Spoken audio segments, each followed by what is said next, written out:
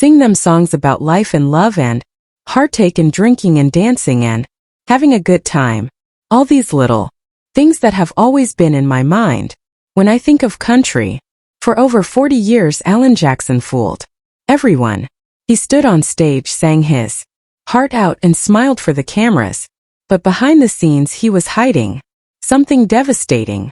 In 2011 doctors gave him news that he kept the secret for 10 years. Fans thought he was getting older. They had no idea he was fighting for his life.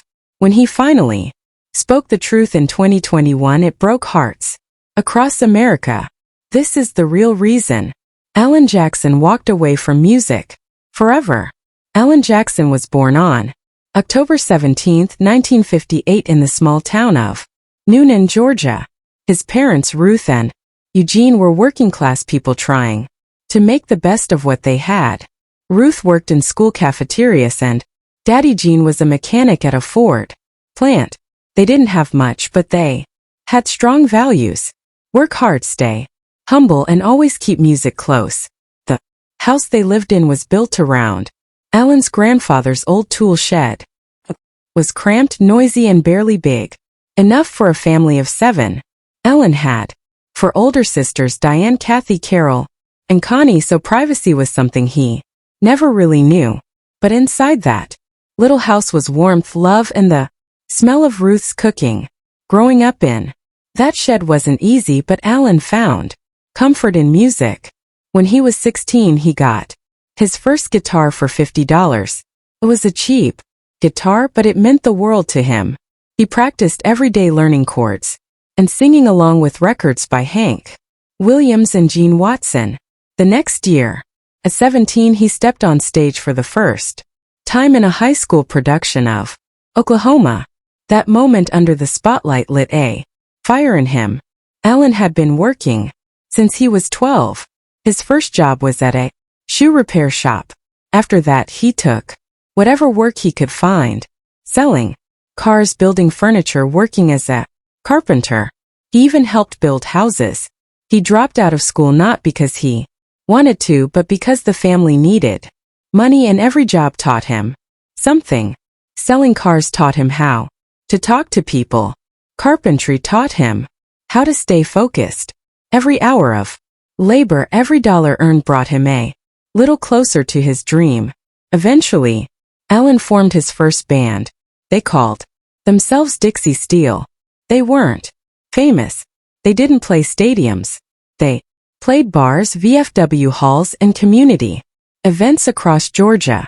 Some nights they made enough to pay for gas. Other nights, they barely broke even. But Alan kept going. His voice stood out, deep, honest, and strong. Slowly, people started to notice. Dixie Steel became a regular name in the local scene. It wasn't fame, but it was something. Alan also had something else that helped him through the hard times. Denise. They'd met in high school and fallen in love.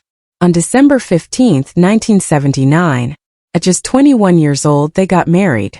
They didn't have money. Their wedding was simple, but their bond was strong. Denise believed in Alan's dream even when it felt impossible. She worked as a flight attendant to support them while Alan kept chasing music. Some days were tough. The bills stacked up. They had fights. They had doubts. But they stayed together. By the early 80s, Alan was still performing with Dixie Steel. The crowds were small, the pay was low, but he kept going. He had already lived the kind of life country songs were written about: hard work, love, struggle, and hope. In 1985, Alan Jackson and his wife, Denise, did something bold. They packed their entire life into a single U-Haul trailer and left Noonan, Georgia, heading straight for Nashville. They had no job, waiting, no record label support, and barely any money. Alan had a handful of songs and a big dream. That was it. It was a massive risk, but they believed in each other. Denise especially never stopped believing in Alan's music. Their apartment in Nashville was small, and every bill felt like a mountain. Denise took extra flights as a stewardess just to keep them afloat. Alan picked up whatever jobs he could. But their big break didn't come from auditions or cold calls. Came from chance. One day during a routine flight, Denise spotted Glenn Campbell on board. Most people would have been too shy to say anything, but Denise walked right up to him and told him about Alan. She didn't ask for a record deal, just a chance. Glenn didn't brush her off.